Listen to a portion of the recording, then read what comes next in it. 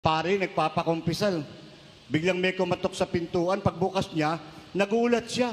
Lalaki yung kumakatok, puro dugo damit, may takmaba, puro dugo. Sabi ng pare, ba't puro dugo ka?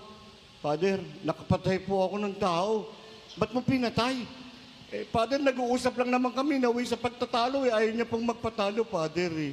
Kaya pinatay ko na lang siya. Ano naman ang pinag-uusapan yung nauwi sa pagtatalo para maging dahilan para patayin mo? Pinipilit niya yung kanya, Father. Sabi niya kasi, meron daw Diyos, may Diyos daw. Sabi ko sa kanya, walang Diyos, wala. Pinipilit niya talaga ako, Father. May Diyos nga, may Diyos.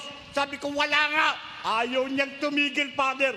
Pinatay ko na lang siya. Ikaw, Father,